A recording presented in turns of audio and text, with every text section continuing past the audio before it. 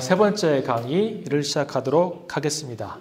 우리가 어제부터 1강, 2강을 통해서 배운 것은 1강은 룻기서에 제가 서론을 쭉 말씀드렸어요. 배경도 말씀드렸고 저자와 저작 시기도 말씀드렸고 룻기가 갖고 있었던 시간적, 공간적 배경도 말씀드렸고 그리고 룻기를 읽어가는 한 가지의 관점에 대해서 얘기해 드렸는데 그 관점은 하나님의 열심이었습니다. 그래서 하나님의 열심은 세 가지의 개념이 같이 합쳐진 것인데 하나님의 열심. 오늘 제가 글씨를 참 잘 쓰는데 빨리 쓰다 보니까 어저께 막 썼어요. 오늘 좀 잘 써볼게요. 하나님의 뜻이고요. 두 번째로는 하나님의 주권. 그리고 세 번째로는 이 모든 것을 떠받치는 것은 하나님의 헤세드라고 그랬어요. 이 헤세드는 참 한국말로는 설명하기 힘든 하나님의 복합적인 은혜와 인애와 자비와 긍휼과 그런 것들입니다. 자, 이 관점으로 오늘 또 세 번째에서는 룻을 한번 조명해 보도록 하겠습니다. 룻에 대한 정보는 참 많지 않아요. 룻기에 나와 있는 그 정보가 거의 다일 정도로 룻을 이렇게 추적해서 이 사람이 누구였을까를 알아보기는 참 쉽지 않습니다. 룻은 뜻은 뭐냐면 우정이라는 뜻이에요. 우정. 아니면 동반자.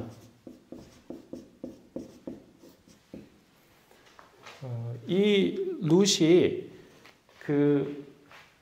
루스 라빠라고 하는 책이 있습니다. 루스 라빠. 이 책은 미드라시라고 하는 책이 있어요.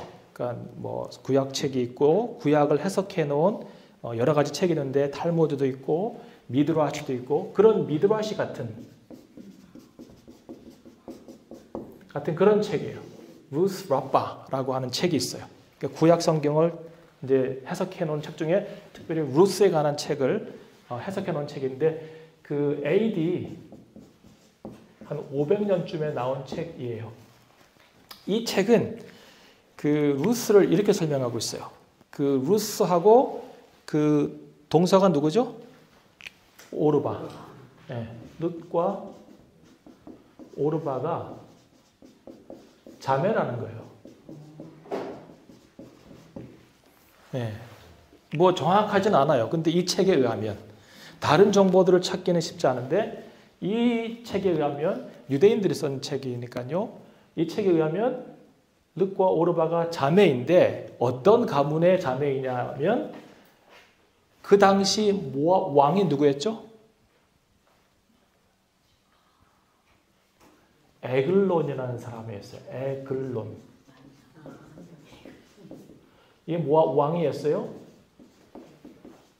이 에글론의 딸이라고 해요. 이 책은. 근데 이 에글론이 누구냐면 발락의 아들이에요. 독한 집에서 태어나죠. 독한 사람의 독한 아들이고 그리고 그 집안의 딸이라고 얘기하는데 이것을 어느 정도 믿고 이야기를 해야 될지는 저도 많은 고민을 했어요. 그런데 우리는 이것을 안 따르기로. 우리는 그냥 룻기에 나와 있는 이 순수한 여인의 룻으로 보기로. 왜냐하면 만약에 이 룻이 이러한 명문가의 파워 있는 집안의 사람들이라면 과연 어머니를 따라서 베들레헴으로 올 수 있었을까라고 하는 의문이 생기고 돌아와서도 밭에 가서 과연 이 공주 출신이 이삭을 주울까라고 하는 것에 저는 의문을 많이 가졌어요. 그래서 굉장히 신빙성이 있고 많은 사람들이 뭐 이렇게 신뢰하는 그런 해석서이긴 하지만 우리는 이것을 따르지 않고 그냥 룻기에 나와 있는 룻을 그냥 있는 그대로 보기로 하는 걸로 하면 좋겠습니다. 그냥 가난한 여인. 룻은 이방 여인이었고요. 그리고 나중에는 과부가 되었고요. 가나안 땅에 왔을 때는 나그네가 되었고요. 그리고 아무런 소유가 없는 가난한 사람이었어요. 플러스 어떤 짐이 하나 더 있을까요?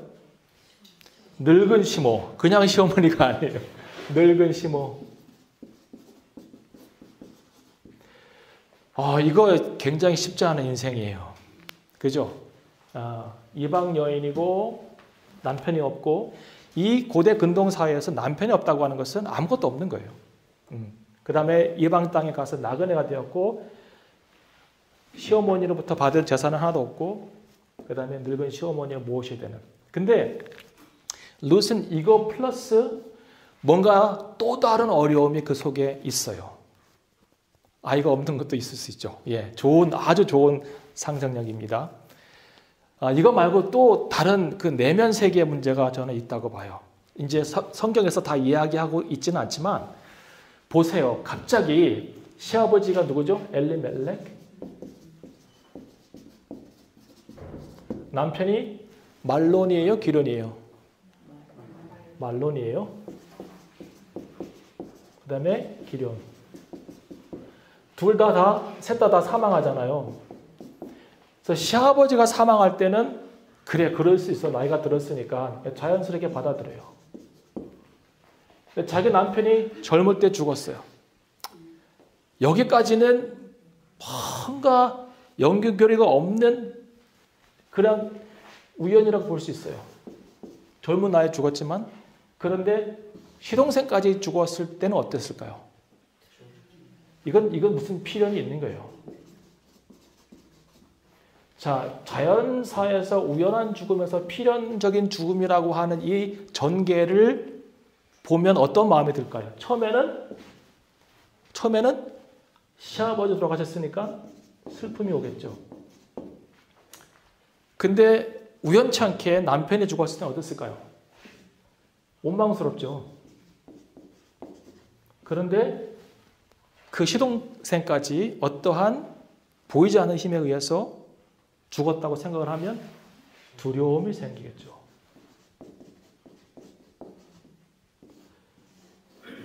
룻에게는 이 해결되지 않은 엄청난 두려움의 감정이 있습니다. 여기는 현실적으로 주는 아주 어려운 현실적인 문제가 있고,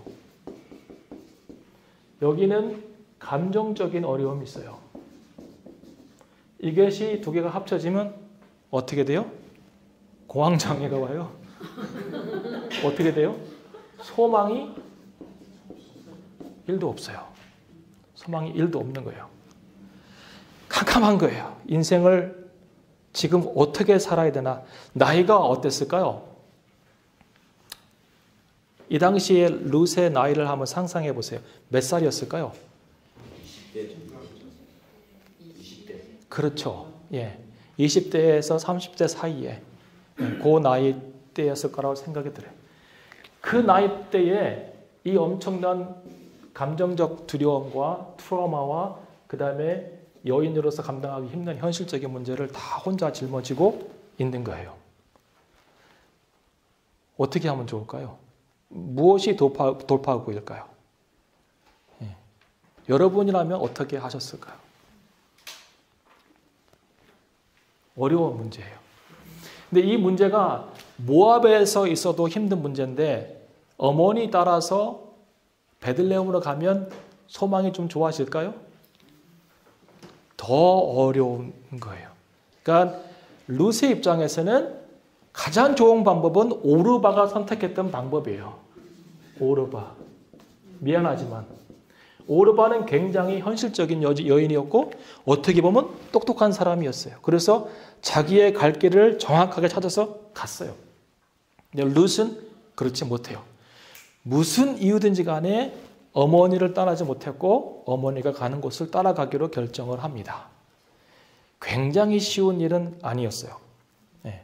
미래가 불투명하고 소망이 더 꺼져가는 그런 일이었고, 베들레헴에 가서 어머니는 받아들여줄 수 있지만 본인은 받아들여줄 수 없는 그런 두려움도 있었을 거예요. 그런데 그는 가기로 결정을 합니다. 자, 거기에 두 가지 원인이 있어요. 여러분 룻기를 쭉 읽어보시면서 그러면 이 소망이 1도 없고 베들레헴으로 가면 더 힘든 현실이 기다리고 있을 거라고 생각을 하지만 그럼에도 불구하고 오르바처럼 현실적인 선택을 하지 않고 어머니를 따라서 베들레헴으로 가기로 결정하는 룻에게는 무슨 생각이 있었을까요? 무엇이 룻을 그렇게 결정하도록 만들었을까요? 예. 어떤 거요? 헤세드. 뭐 주권 그러면 이제 할 말 없고요. 예. 자, 첫 번째로는 어머니입니다. 룻이 뭐라 그래요? 어머니가 가는 곳에 나도 가고 어머니가 주무시는 곳에 나도 주무시고 어머니의 백성이 나의 백성이 되고 어머니의 하나님이 나의 하나님이 되고 어머니가 죽는 곳에 나도 죽고 어머니가 계속 하다가 만약 내가 어머니를 죽는 것 외에 떠나게 되면 여호와께서 나에게 벌을 더하시리라 그랬어요. 첫 번째는 어머니, 두 번째는 하나님이에요. 재밌게도 오르바는 똑같이 룻과 이 하나님을 어머니를 경험했는데 오르바는 현실적인 선택을 해서 가고 룻은 똑같은 어머니를 보고 하나님을 경험했지만 룻은 어머니를 따라서 베들레헴을 가기로 결정을 합니다. 자, 첫 번째는 어머니예요. 룻이 실패한 여인처럼 보이지만 사실은 룻은 굉장히 성숙하고 현숙하고 아주 신앙심이 있는 그런 여인이었다고 저는 생각이 듭니다. 자세하게 얘기는 하지 않지만 두 며느리가 봐도 와, 우리 모압에 이런 현숙한 여인을 찾아보기 힘들다라고 할 정도로 나오미는 굉장히 좋은 어머니였을 거라고 생각이 들어요. 왜 그러냐면 룻이 어머니가 얘기하는 것을 조목조목 하나하나 다 따라합니다. 오늘 오후에 만나서 얘기했던 어떤 분이 그러시더라고요. 아니 어떻게 시어머니가 낯선 남자가 자고 있는 곳에 몰래 가서 옷을 벗고 그 발치에 누워서 있으라고 하는 그 얘기를 하는 것을 어떻게 신뢰하며 따라서 순종할 수 있을까를 생각해 보면 본인은 하기가 쉽지 않다고 생각이 들었다고 하시더라고요. 근데 그만큼 어머니의 말씀 하나하나를 다 신뢰한 거예요. 이 신뢰 관계는 단순간에 쌓여져 있는 관계가 아니라 만나서 결혼하고 같이 살아가면서 한 집안에서 오랜 동안 경험하면서 습득한 결과로 생겨난 결과 신뢰입니다. 그러니까 어머니를 굉장히 신뢰하고 이 어머니 안에 무엇인가 있다고 생각을 했기 때문에 아마 어머니를 쉽게 포기하지 못했을 거예요. 두 번째는 이제 하나님이에요. 룻이 어떻게 하나님을 알았을까? 여호와의 하나님, 당신의 하나님, 어머니의 하나님, 여호와께서 이런 얘기를 막 서슴없이 하거든요. 어떻게 룻이 이스라엘 백성의 하나님을 모압 사람으로서 알았을까를 더듬어 생각을 해봐야 돼요. 첫 번째로는 가장 쉽게 생각할 수 있는 방법은 어머니에게서 들었겠죠. 그 어머니가 신앙생활을 하면서 하나님을 섬기는 법, 하나님의 율법을 자세하게 강론을 했을 거예요. 그런데 그거 말고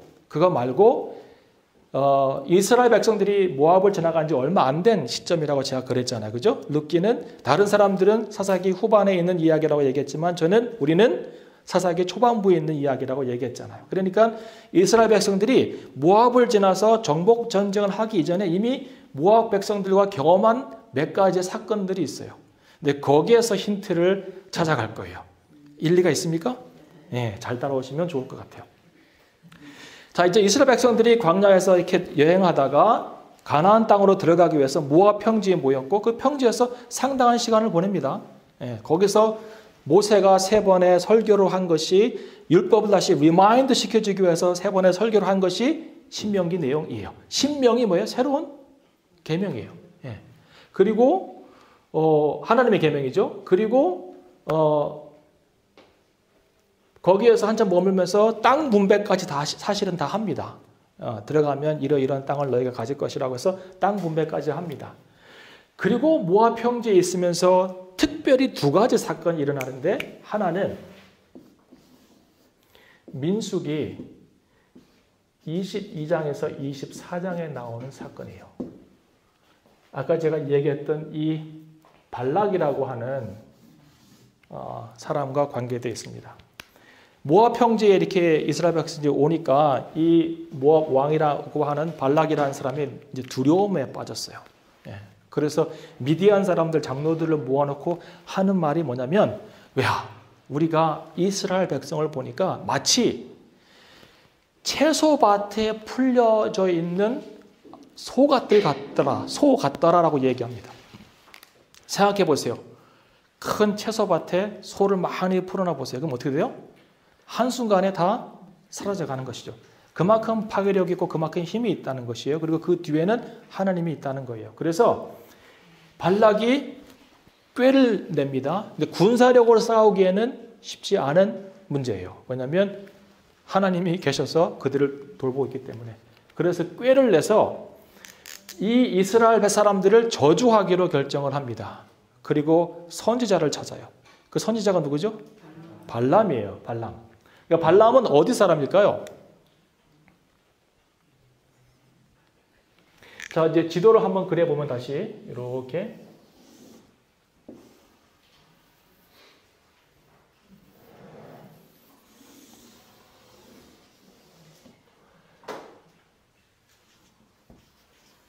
이게 더 큰데 항상 그럴 때마다 헷갈립니다. 제가 그랬죠. 여기가 남유다고 여기가 북이스라엘이고 이쪽이 모압이고 여기가 암몬이고 이쪽이 아람이라고 했고 이 넓은 지역을 아수르가 다스리고 있었어요. 그러니까 베들레헴이 한 이쯤 되는데 모압은 여기 있고 이렇게 갔다가 이렇게 온 거예요. 사실은 34km 정도밖에 안 돼요. 걸어서 한 일주일 정도 갔을 거라고 생각이 드는데 여자 걸음으로는 모압 왕이 선지자를 찾다가 발람을 찾는데 발람이 어디 살았냐면 강변 부돌이라는 곳에 살았어요. 강변 부돌. 부돌이 어디냐면 여기예요. 여기. 이 거리는 직선거리 따지면 한 500km 된다고 해요. 이 시대에 500km에 있는 사람을 알기는 쉽지 않아요. 그러니까 이 발람은 굉장한 선지자였어요. 굉장한 선지자. 어떤 신을 섬기는 선지자인지는 잘 모르겠어요. 근데 여기 민수기 22장에서 24장을 보면 발람이 하나님과 대화를 해요. 하나님 말씀하시고 그래서 하나님과 관계가 없는 선지자는 아니라고 생각이 들어요. 그런 발람을 섭외해서 이스라엘 백성들을 저주하기로 결정을 합니다. 자, 그래서 이제 1차 사신을 보냈어요. 그런데 응답이 뭐예요? No, 안 하겠다고. 하나님께서 가지 말라고 하셔서 못 하겠다고 했어요. 첫 번째는. 그런데 두 번째는 더 많은 은금을 가지고 집안을 가득 채울 정도로 은금을 가지고 갔다고 성경에 나옵니다. 은금. 집안을 가득 채울 정도로. 생각해 봤어요. 나라면 어떻게 했을까? 우리 집에 은금을 가득 채울 정도로 누가 갖고 와서 리바이벌 아카데미를 떠나서 다른 아카데미를 하자고 하면 어떻게 할까? 강창희 권사님께서 뭐라 하시겠죠? 그랬어요. 그런데 그때도 하나님께서 뭐라고 말씀하셨을까? 그때는 두 번째로는 가라고 말씀하세요. 가라고. 재밌어요. 가라고 말씀하셔서 길을 떠나는데 길을 떠나다가 발람은 못 보는데 나귀가 하나님의 사자가 칼을 들고 서 있는 것을 보잖아요. 그러니까 나귀가 놀란 거예요. 그래가지고 밭으로 살짝 들어갔는데 거기도 하나님의 사자가 있어요.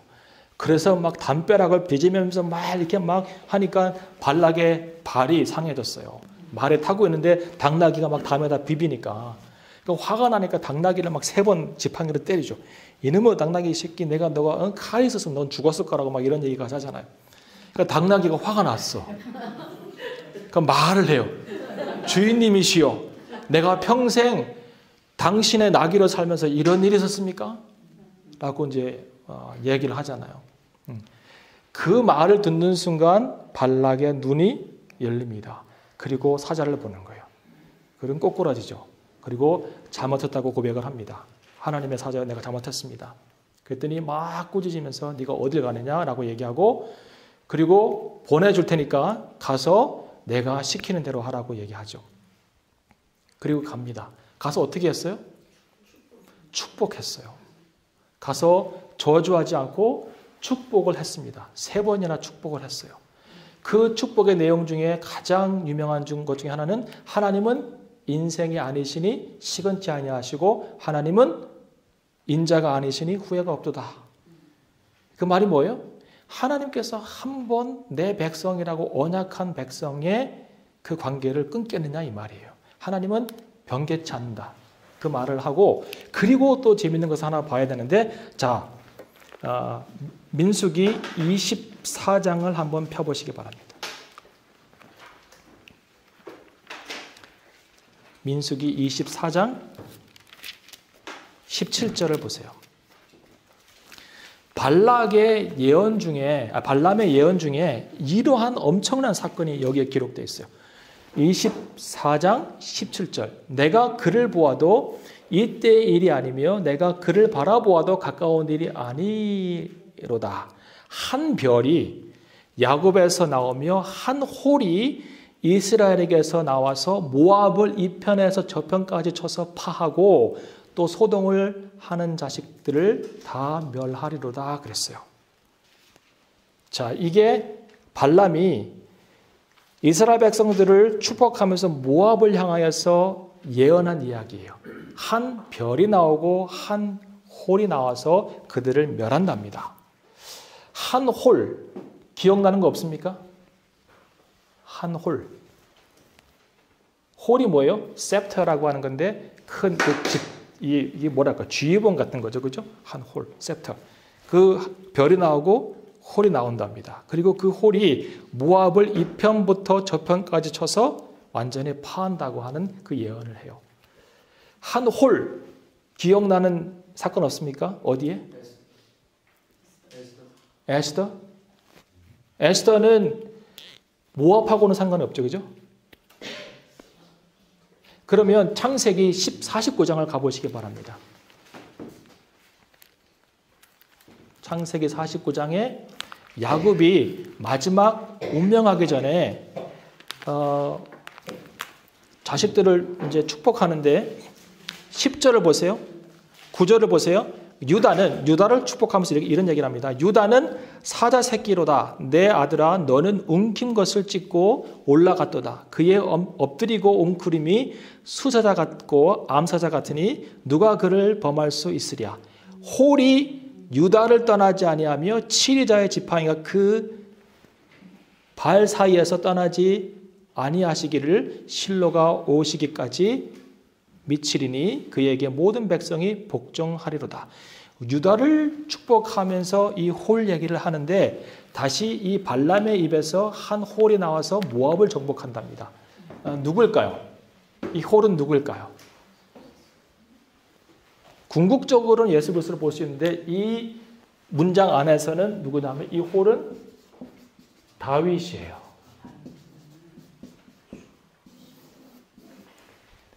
네.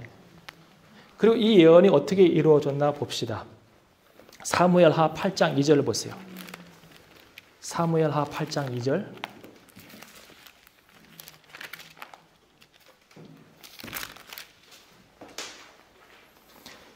사무엘하 8장 2절에 보면 다윗이 또 모압을 쳐서 저희로 땅에 엎드리게 하고 줄로 재어 그 2줄 길이의 사람은 죽이고 1줄 길이의 사람은 살리니 모압 사람이 다윗의 종이 되어 조공을 바치리라 그랬어요.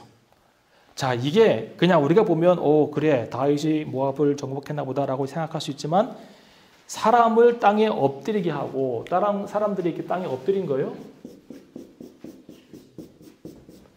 줄로 재어가지고 세 줄은 죽고 뭐라 그랬어요? 세 줄은 죽고요? 2줄은 죽고 1줄은 살리고. 그러니까 2줄은 죽고 여기 있는 사람은 살고 2줄은 죽고 여기 있는 사람은 살고 그럼 결국 몇 명이 죽은 거예요? 인구의 3분의 2가 죽은 거예요.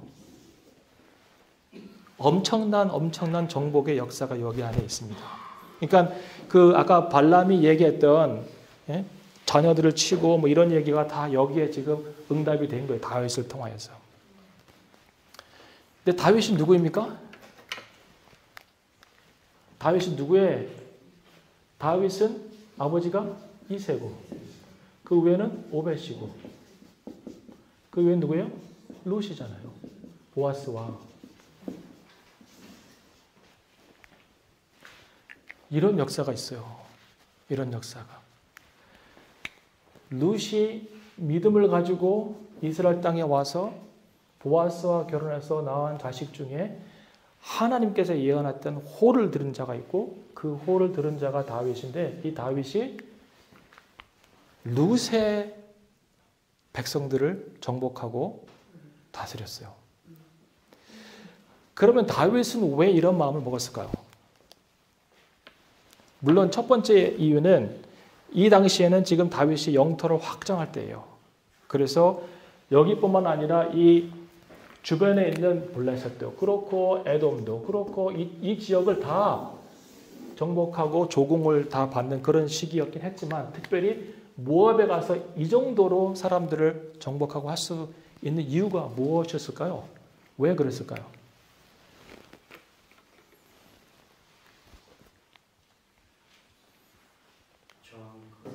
저항이 컸어요? 굉장히 좋은 생각입니다. 사무엘상 22장을 좀 보세요. 사무엘상 22장.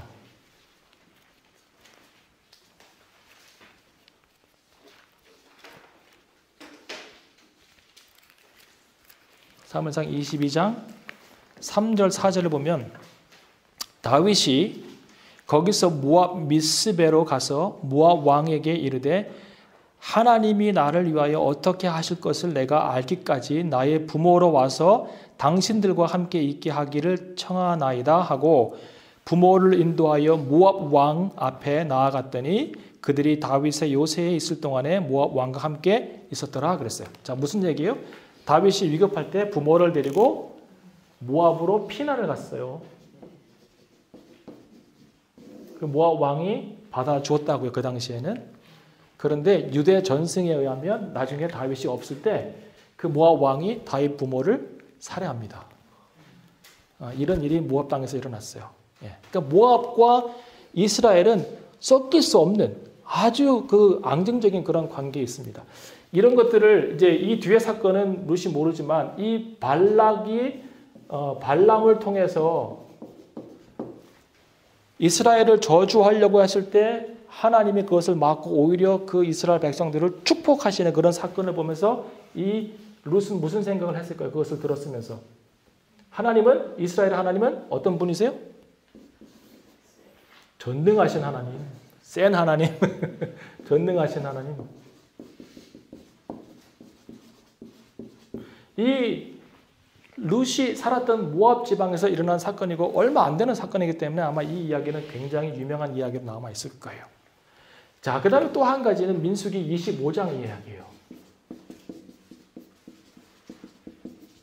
이 민수기 25장에 나와 있는 사건도 모압 평지에서 일어난 사건이에요. 자, 이것을 흔히 우리는 바알부올이라고 하죠. 바알부올 사건이라고. 바알부올은 무슨 뜻이냐면 부올 지역에서 바알을 숭배한다는 그런 행사였어요. 바알부올. 이스라엘 백성들이 모압 평지에 있을 때 특별히 이 바알을 섬기는 사람들이 모압 여자들이 이스라엘 남자들을 꼬이기 시작합니다. 그래서 종교 행사에 참여하게 하면서 음란하게 간음을 해요. 이 가나안 종교나 이 바알 신이나 아세라나 이 종교는 다 음란한 종교예요. 여러분 호세아에서 보면 하나님이 굉장히 화가 나 계세요.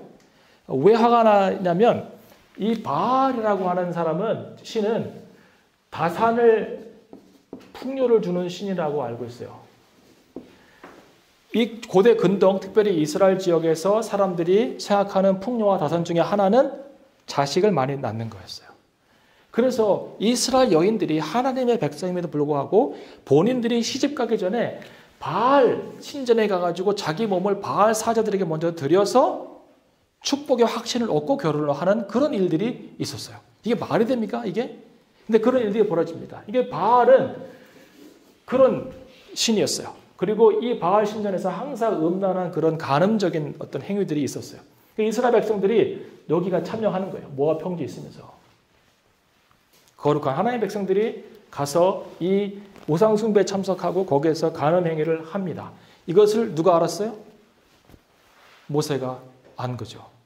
그래서 여기에 참석했던 모든 사람들을 다 목 매달아서 죽이기로 결단을 합니다.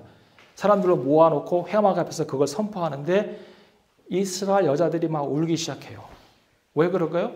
그 안에 자기 남편들도 있고 아들도 있을 수 있으니까 울기 시작하는 거예요. 이런 장면이 막 벌어지면서 굉장히 그 장면이 슬프고 어두운데 뻔뻔하게 시므이라고 하는 사람이 이 여자 하나를 데리고 자기 텐트로 들어가는 거예요. 보면 화가 나겠죠. 하나님의 거룩에 붙잡힌 사람들 이런 거 보면 화가 나죠. 그 중에 한 사람이 누구예요? 비느하스. 비느하스가 제사장이에요. 아론이 할아버지고 엘리에셀이 아버지예요. 이 비느하스가 들어가서 창으로 남녀를 꽂잖아요. 그래서 연병이 멈췄고 그 당시에 연병 때문에 죽은 사람이 24,000명이에요. 재미있는 것은 뭐냐면 민수기는 두 번의 인구조사 이야기예요. 시내산을 떠나기 전에 인구조사를 하고 시내산에 시내산을 떠나가지고 방황하다가 모압 평지에 와서 인구조사를 한 것이 이제 민수기의 내용인데 민수기가 뭐 백성의 숫자라는 뜻이에요. 민수, 백성의 숫자. 다 조사해봤더니 대부분의 지파들은 비슷해요.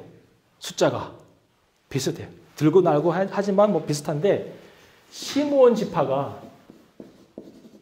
37,000명이 마이너스가 돼요. 시므온 지파. 이 말이 뭐예요? 얘네가 여기 참석한 거예요. 얘네가. 그리고 이 시므이도 시므온 지파의 족장이었어요. 시므온은 몇째 아들이죠? 둘째 아들이에요. 야곱의. 그 다음에 레위가 있죠. 이 시므온과 레위는 사실은 야곱이 축복할 때 그렇게 큰 축복을 받지는 못해요. 왜 그럴까요? 디나 사건 있잖아요. 디나 사건 때 복수하면서 세겜에 가지고 그냥 세겜 사람들을 막 모자비하게 죽여버리잖아요. 그래서 야곱이 기억하고 그래요. 그런데 반전이 일어나요. 반전이. 이 레위 족속은 큰 축복을 받고 하나님의 제사장이 되는 족속이 됩니다. 왜 그럴까요? 언제 그랬을까요? 모세가 율법을 받고 내려오다가 뭘 봐요? 송아지를 만들어 놓고 우상 숭배하는 거 보잖아요. 그때 화가 나서 이제 돌판을 던져서 깨뜨리고 하잖아요. 거기에 참석했던 사람들이 3,000명이 된다고 해요. 그런데 그 3,000명을 죽인 지파가 누구냐면 레위 지파예요. 거룩한 검을 들고 하나님의 거룩을 위해서 거기에 참석했던 사람들을 정리해 버립니다. 그래서 그것 때문에 하나님이 기뻐하시죠. 시므온은 반대로 비슷한 사건이긴 한데 여기에 참석해가지고 자기 몸을 더럽혀 비우면서 이스라엘 백성들의 거룩을 깨뜨려 버리죠. 이 차이예요. 이 차이. 시므온 지파와 레위 지파는 같은 운명이었고 비슷한 결과를 가질 수밖에 없는 사람들이지만 한쪽은 하나님의 거룩에 힘썼고 한쪽은 하나님의 거룩을 깨는 행위를 하면서 이런 일이 벌어집니다. 이걸 보면서 룻이 들은 또 한 가지 이야기는 하나님은 거룩하시다.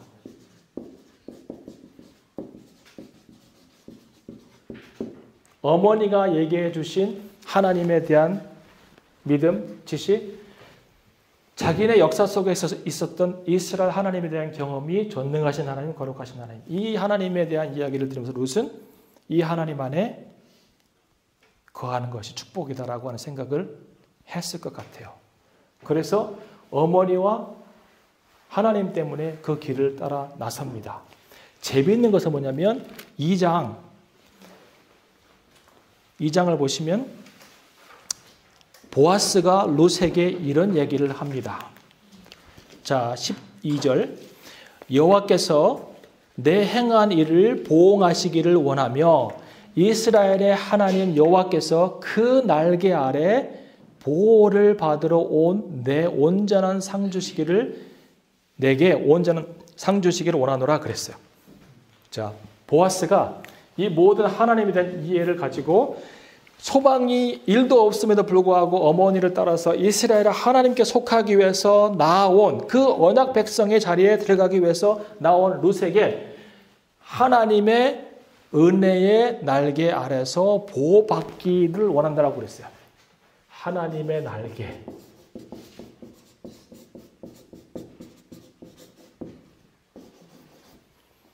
하나님의 날개에는 두 가지의 뜻이 있어요. 하나는 보호, 두 번째는 치유. 출애굽기를 보시겠어요? 출애굽기 19장 14절. 출애굽기 19장 4절을 보시면 하나님께서 이스라엘 백성들에게 이렇게 얘기하십니다. 나의 애굽 사람에게 어떻게 행하였음과 내가 어떻게 독수리 날개로 너희를 업어 내게로 인도하였음을 너희가 보았느니라 라고 말씀하세요. 여기에 똑같은 언어가 사용됩니다. 카나프라고 하는 단어. 날개는 카나프거든요. 카나프. 히브리 언어는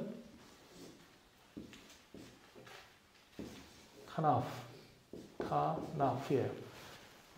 이 단어가 날개란 뜻인데 똑같은 단어가 거기에 사용됐습니다. 그 다음에 신명기 32절을 보세요.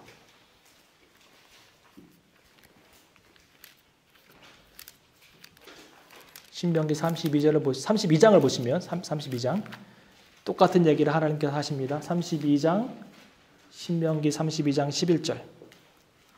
마치 독수리가 그 보금자리를 어지럽게 하며 그 새끼 위에 너풀거리며 그 날개를 펴서 새끼를 받으며 그 날개 위에 그것을 엎는 것 같이 여호와께서 홀로 그들을 인도하셨고 함께 한 신이 없었도다 그랬어요. 나 여호와가 독수리의 날개로 너희를 업어날랐고 그 날개로 떨어지는 새끼를 받는 것 같이 너희를 보호하였다는 거예요. 그래서 하나님의 날개 아래 들어와서 은혜를 입기를 원하노라라고 하는 말은 뭐냐면 이제부터는 네가 하나님의 언약 백성이 되어서 하나님의 보호하심 안에 거하기를 원하노라 그 얘기를 하는 거예요. 자, 치유의 근거는 어디에 있을까요? 하나님의 날개, 날개 아래 보호받는다고 하는 이 개념 안에 치유의 개념은 어디에 있을까요? 치유. 말라기를 한번 보시겠습니까? 말라기 4장 2절.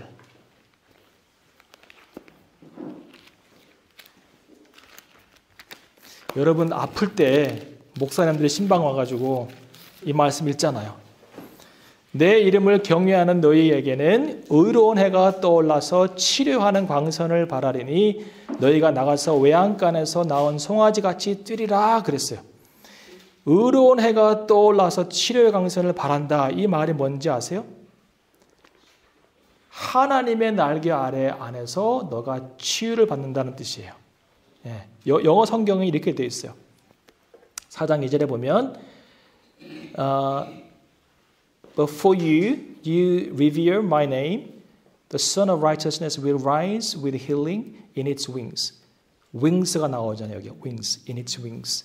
하나님의 날개, 치유의 능력이 있어요. 그리고 이 치유의 능력이 있다고 한 날개는 또 옷가지라고 하는 뜻도 있어요. 옷가지. 여러분 혈루증 여인이 와서 예수님 뒤를 딱 만지잖아요. 예, 그 내용이 바로 이 내용이에요. 그 하나님의 날개 아래는 치유의 능력이 있기 때문에 그것이 옷가지의 상징이기 때문에 가서 옷가지를 만져서 치유를 받는 거예요. 그 또 재밌는 얘기 뭐냐면 3장을 보시면 룻기 3장을 보시면 아까 제가 말씀드렸잖아요. 보아스가 타작마당에 누워 있을 때 룻이 조용하게 뒤로 들어가가지고 그 발치에 누웠고 그리고 9절에 보면 내가 누구냐라고 물어보잖아요. 그죠? 대답하되 나는 당신의 시녀 룻이오니 당신의 옷자락으로 시녀를 덮으소서 그래. 이 옷자락도 옷자락 날개예요. 날개. 그러니까 룻이 참 지혜로운 거예요. 이제 보아스를 처음 만나서 보아스가 하는 얘기가 뭐냐면 네가 이스라엘 하나님의 날개 아래 와가지고 은혜를 입게 원하노라 그랬잖아요. 네가 여기서 이제 보호받고 하나님이 너를 보호하실 거야. 그리고 네가 갖고 있는 이런 상처, 아픔, 두려움의 감정 모든 것이 하나님의 보호 안에서 치유될 거야 라고 하는 얘기를 했어요. 룻이 지금 뭐 얘기하고 있는 거예요? 여기 앉아서 당신의 옷자락으로 나를 덮으소서 라고 하는 얘기를 하는 게 뭐예요? 당신 이 얘기 했잖아요. 당신 나에게 얘기했잖아요. 그 보호와 치유의 기능을 나에게 해주세요. 이 얘기예요. 옷자락으로 나를 덮으세요. 이 얘기는 이게 이중적인 의미예요. 단순하게 그냥 추우니까 옷 덮어주세요. 이 얘기가 아니라 하나님이 너에게 날개로 보호해 주시고 치유해 주시기 원하노라고 했던 그 보아스의 말을 그대로 기억하고 있다가 그 자리에서 나에게 그 은혜를 베풀어 주세요 하는 거예요. 얼마나 현숙해요. 그죠? 그래서 이 모든 내용을 보세요. 이 하나님의 주권은 뭐냐면 이방 백성이 하나님의 백성이 되는 거예요. 언약 백성. 이 엄청난 사건을 거쳐서 어머니와 하나님을 따라서 와서 하나님의 날개 아래 거하면서 보호와 치유를 받고 그 보호와 치유를 직접 제공할 수 있는 보아스를 만나고 그에게 이것을 요청하는 이것이 하나님의 주권적인 역사이에요. 근데 여기서 끝나지 않아요.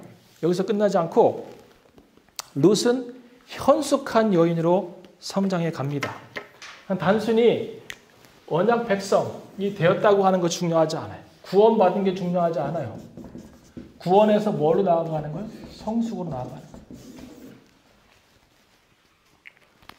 그 이스라엘 히브리 성경을 보면 우리 성경에는 사사기, 룻기, 그 다음에 뭐가 나와요?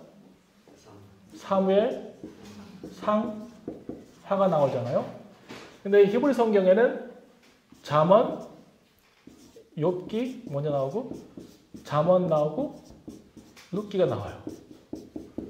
왜 이런 순서를 히브리 성경은 갖고 있을까요? 욥기가 나오고 잠언이 나오고 룻기가 나와요. 그러니까 특별히 잠언 31장 10절부터 쭉 보면 현숙한 여인에 대한 이야기가 쭉 나와요. 그리고 룻기 3장 11절에 보면 보세요. 내 딸아 두려워 말라. 내가 내 말한 대로 내게 다 행하리라. 내가 현숙한 여자인 줄 이 성읍이 다 안다 그랬어요. 그러니까 지금 너는 이미 현숙한 여자라는 거예요. 잠언 31장 10절에서는 현숙한 여인의 조건을 다 얘기해 주고 있고 그 다음에 그 얘가 누구냐면 룻 같은 사람이 있다는 거예요. 이게 히브리 성경의 순서의 의미입니다. 자, 그러면 잠언 31장을 한번 펴보세요. 어떠한 조건이 있는가? 잠언 31장을 펴보시기 바랍니다. 이 조건이 여러분과 꼭 맞았으면 좋겠어요. 저는. 네, 여러분이 이런 분이었으면 참 좋겠어요. 네, 힘들어요. 네, 일찍 포기하지 마세요. 권사님. 될 수 있습니다. 예, 현숙한 여인 될 수 있어요. 자, 10절을 보세요. 누가 현숙한 여인을 찾아 얻겠느냐? 그 값은 진주보다 더하니라. 야, 그런 자의 남편의 마음은 그를 믿나니 산업이 핍절치 아니하겠으며 그런 자는 살아있는 동안 그 남편에게 선을 행하고 악을 행하지 아니하느니라. 그는 양털과 삼을 구하여 부지런히 손으로 일하며. 자, 그래서 첫 번째 조건은 뭐냐면 부지런한 거예요.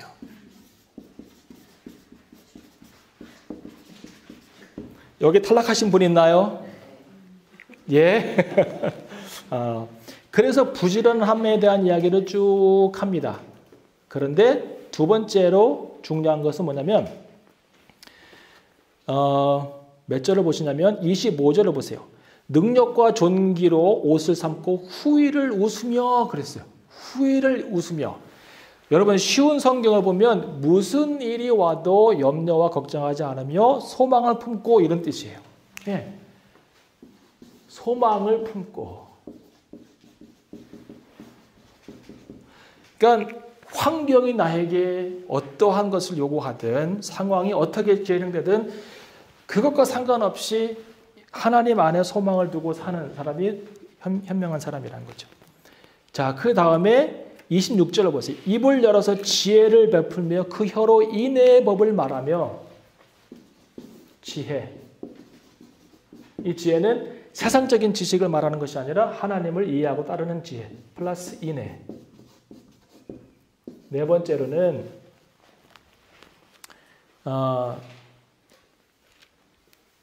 29절 덕행 있는 여자가 많으나 그대는 여러 여자보다 뛰어난다 하느니라.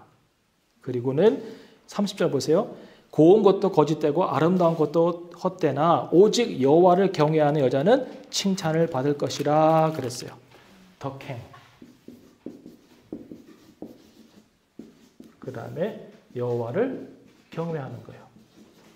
이 다섯 가지가 잠언에서 얘기하고 있는 현숙한 여인의 조건들이에요. 자, 그러면 룻이 여기에 해당됩니까? 안 됩니까? 룻 부지런해요? 안 해요? 부지런해요. 어제 제가 말씀드렸지만 쉬지 않고 일을 합니다. 잠깐 쉘터에서 쉰 거 외에는 열심히 일을 합니다. 소망을 품어요? 안 품어요? 제가 그랬잖아요. 소망이 일도 없는 상황에서 오직 하나님 바라보며 소망을 품고 나아가는 모습. 지혜로워요? 저 정도면 지혜롭죠. 인애를 베풀어요? 인애를 베풀었죠. 보아스에게도 어머니에게도. 덕행을 하는 것은 말할 것도 없고 하나님을 경외하는 믿음이 생겼잖아요. 이 정도면 참 귀한 사람이에요. 그런데 이 고골 사람들이 너가 현숙한 사람인지를 다 안다라고 얘기했는데 그러면 우리가 살면서 가장 인정받기 어려운 사람이 내 옆에서 가장 옆에 사는 사람이에요. 나오미는 룻을 뭐라고 평가하고 있을까요? 아니면 동네 사람들은 이 사람을 뭐라고 평가할 수 있을까요? 4장 15절을 보세요. 룻기. 동네 사람들은 특별히 여자분들은 시기가 많은 여자분들은 이런 얘기를 해요. 이는 내 생명의 회복자며 내 노년의 복량자라. 곧 너를 사랑하며 7 아들보다 귀한 자부. 현숙하고 7 아들보다 나은 자부. 자, 7 아들이 상징하는 건 뭘까요? 7은 완벽한 숫자예요. 완벽한 아들 7이 있어도 이 자부가 더 낫다는 거예요. 어떤 면에서? 모든 면에서. 신앙도 그렇고 인격도 그렇고 사회생활도 그렇고 사람을 대하는 것도 그렇고 여러 면에서 7 아들보다 완벽한 아들보다 더 훌륭한 자부라는 거예요. 이거 누가 하는 일일까요? 저는 사람이 할 수 있는 일이라고 생각하지 않아요. 내가 아무리 노력해도 될 수 있는 일은 아니에요. 하나님의 열심이에요. 이방 사람에서 언약 백성으로 나아가는 이 과정, 그 다음에 언약 백성의 삶에 들어와서 계속해서 믿음 안에서 성숙해가는 과정, 하나님의 열심이고 하나님의 주권이죠. 마지막으로 자 이제 다시 룻기를 보시면 계대 결혼을 통해서 고해를 통하여서 보아스랑 결혼하고 고해를 통해서 보아스랑 결혼하고 낳은 아들이 누구예요? 오벳이죠. 자, 그러면 이스라엘 법대로 하면 이 오벳은 누구의 아들이 되어야 할까요?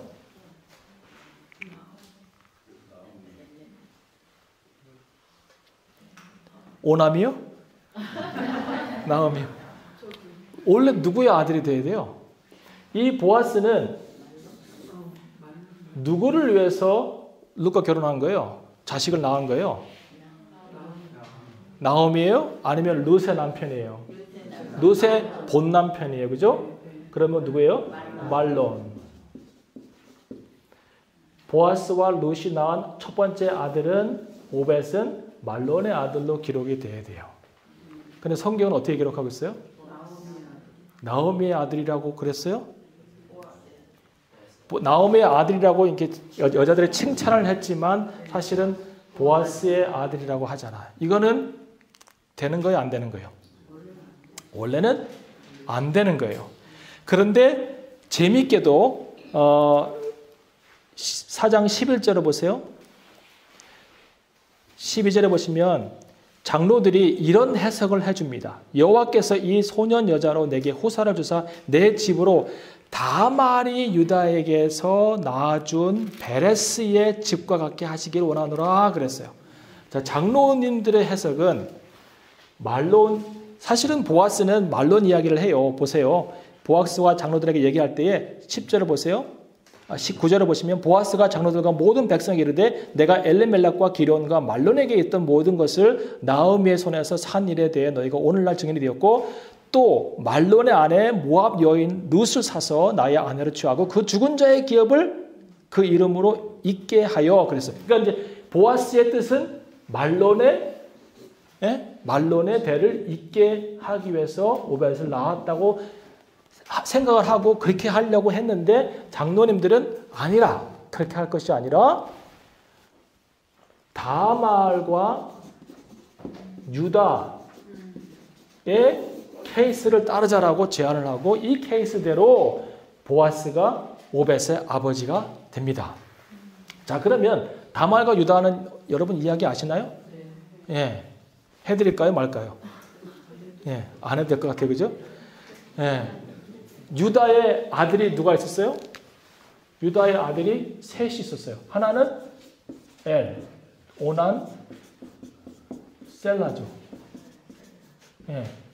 근데 이 남자와 다말이 결혼했어요. 근데 엘이 아주 뭐랄까요? 신앙이 안 좋고 여호와 앞에서 악한 일을 행하는 자였어요. 그래서 죽습니다. 징계로. 그러면 이제 누가 책임져야 돼요? 오난이 책임을 져야 돼요. 근데 이 오난이 옳지 못했어요. 예, 그래서 자녀 잉태해 주기를 원치 않아서 부정한 짓을 해요. 그래서 여도 죽어요. 그럼 누가 남았어요? 셀라가 남았어요. 셀라가 이제 남편이 되어야 하는데 유다가 걱정이 생겼어요. 왜요? 또 죽을까봐. 얘까지 죽을까봐. 그래서 무슨 꾀를 내요? 다말아, 네가 집에 가 있으면 내가 때가 되면 얘가 잘 커서 준비가 되면 너를 부르겠다라고 했는데 불러요? 안 불러요? 안 불러요. 다말이 화가 났어요. 그래서 시아버지가 어디에 와서 양을 친다는 얘기를 듣고 분장을 해서 가서 시아버지와 관계해서 낳은 아들이 베레스예요. 그러니까 유다가 그 얘기를 듣고는 네가 어찌하여 다른 남자랑 상관해가지고 베레스를 임신했느냐라고 할 때 증거로 뭘 보여줘요? 끈이 묶여있는 도장과 지팡이를 내보면서 당신입니다 얘기하잖아요. 그래서 나온 아들이 베레스예요. 근데 이 베레스는 원래 누구 아들이 돼야 돼요? 엘의 아들이 돼야 돼요. 근데 성경은 베레스가 유다와 다말의 아들이라고 나옵니다. 왜 이랬을까요? 왜? 율법에 의하면 이거는 안 되는 거잖아요. 그죠? 왜 그런 일을 했을까요? 예. 유다가 엘보다 높았어요? 오. 그러니까 자식 그러니까요. 예. 엘이 없으니까. 엘은 악해서. 예. 보아스는 선하고. 예.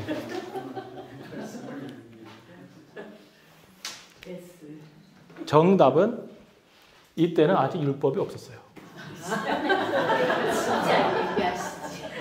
율법이 없는 시대예요. 아직까지. 율법이 형성되기 전이에요. 그래서 하나님이 정하신 법이 없어요. 그래서 이렇게 결정이 돼서 유다의 아들로 베레스가 내려왔어요. 그런데 이 베레스의 라인이 굉장히 중요해요. 왜냐하면 베레스를 통해서 내려온 사람이 누구냐면 결국 살몬이에요.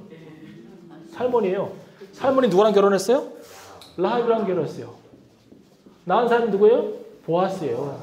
예. 이 역사를 유다 집안 안에, 살몬은 그냥 그 연어 같은 분이 아니라 이분은 족장이에요. 유다의 족장. 예. 그래서 이 이야기를 알고 있는 사람들이 이 가문의 이 믿음의 역사를 아는 것이죠. 그래서 이 다말의 믿음, 라합의 믿음, 그 다음에 룻의 믿음을 생각해서 장로님들이 아주 중요한 결정을 내립니다. 그래, 믿음으로 사는 사람에게는 은혜를 베풀어서 오벳의 아들로 하자고 하자. 보아스의 아들로 하기로 하자라고 결정을 내립니다. 이런 장로님들이 있으면 좋겠어요. 이런 장로님들이 그냥 막 법대로 해, 법대로 포기 못해, 막 이게 아니라 하나님께서 오늘 우리에게 뭘 원하시는가 현장에서 그걸 알고 법을 깨더라도 법을 깨면 안 돼. 하여튼 하나님께서 가장 원하시는 방법이 뭘까를 생각하고 거기에서 반응해서 교회를 세워나가면 왜 문제가 생기겠어요? 예. 그래서 오벳을 통해서 이새가 나오고 그리고 다윗이 나오잖아요. 자, 보세요. 이게 엄청난 진행이에요. 이 이방 여인 아무것도 없는, 현실적으로는 가진 것 없고 아주 하층민 중에 하층민의 삶을 현실적으로 맞다리는 사람이 이 엄청난 두려움의 감정을 가지고 소망 없는 삶을 살다가 어머니와 하나님에 대한 소망을 품고 어머니를 따라서 베들레헴에 왔을 때 언약 백성이 되어서 하나님의 보호 날개 아래서 보호받으면서 그 모든 감정들이 치유되어지고 그리고 성숙한 여인으로 믿음의 성장해 가면서 7 아들보다 더 나은 자부가 되어서 결국은 메시아의 조상이 됩니다. 메시아의 조상이 하나님의 구원사에서 가장 중요한 한 부분을 담당하는 사람이 되었어요.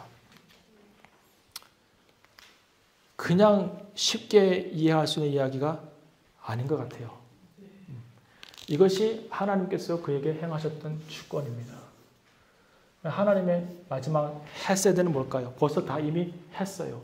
하나님께서 보여주신 인애와 사랑과 긍휼은 무엇일까요? 한번 이 안에서 한번 얘기해 보시죠. 찾아보시죠.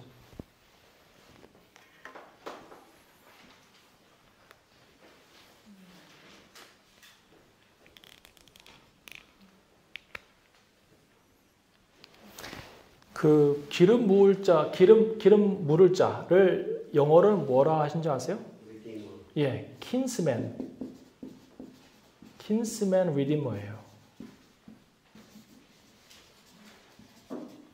kinsman redeemer. 룻은 한마디로 redeemed 됐어요. redeemed. 그게 하나님의 헤세드예요.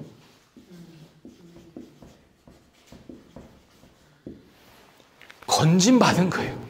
건진. 하나님의 헤세는 이 주권 안에서 이렇게 놀라운 일을 했지만 이 엄청난 현실과 소망 없음과 이 어려운 현실 가운데서 하나님이 건지신 거예요. 그를 건지시고 하나님의 은혜 날개 아래 가만히 품어주시는 거예요. 이렇게 마치 폭풍과 막 내려치고 번개가 치고 그래서 엄청난 양의 비가 떨어지는데 그 어미 독수리가 이렇게 날개를 품고 이렇게 있어요. 그런데 거기에 아무것도 모르는 새끼가 이렇게 얼굴을 내밀고 이렇게 평화롭게 있는 모습처럼 그 모습이 룻의 삶이 되었어요. 여러분, 오늘 우리 하나님의 이 엄청난 보호와 치유의 날개가 여러분 삶 가운데 이렇게 감싸고 있습니다. redeemed. 이 안에서 구원받고 보호받고 치유되는 경험을 하는 것이 하나님의 헤세드입니다. 더 나아가서는 예상했지 못했던 메시아의 족보에 끼는 거예요. 여러분 보세요. 아까 라합 이야기 했어요. 다말,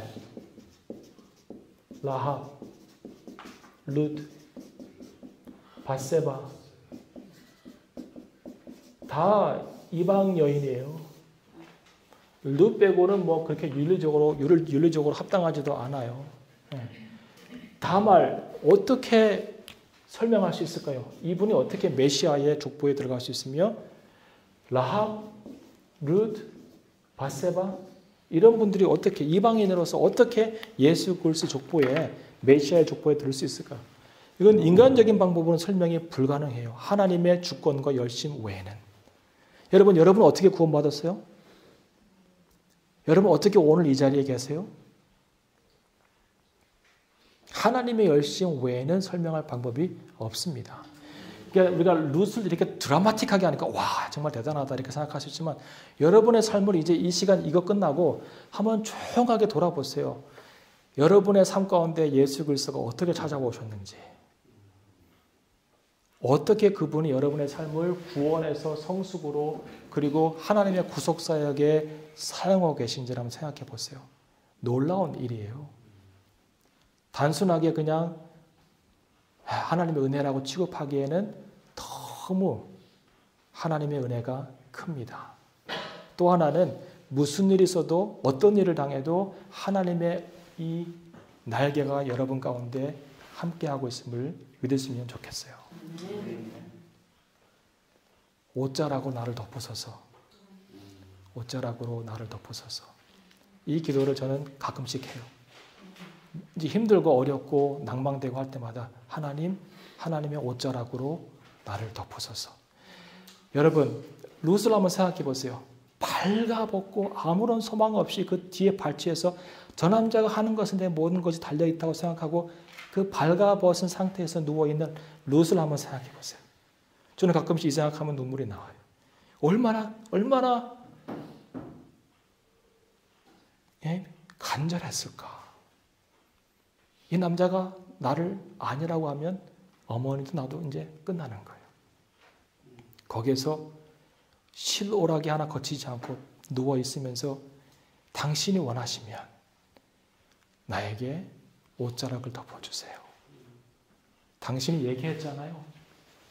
이제 우리 땅에 왔으니 하나님께서 그 은혜의 보호의 날개 아래서 내가 은혜를 받을 거라고 그 얘기했잖아요. 그것처럼 오늘 내 삶 가운데 옷자락을 덮어주세요. 이 얘기를 보아스가 간절히 듣습니다. 여러분 이 기도하세요. 하나님 오늘 내 삶을 이 발가벗겨진 것 같은 이 인생 수치스럽고 소망 없고 그리고 어떤 것도 할 수 없는 이 낭만되는 상황 속에서 내가 간절히 구합니다. 나를 하나님의 은혜의 옷자락으로 덮어주세요. 하나님이 덮어주십니다. 하나님이 보호하실 거고 하나님이 치유하실 거예요. 이 놀라우신 하나님을 룻은 경험했어요. 그것이 하나님의 헤세드입니다.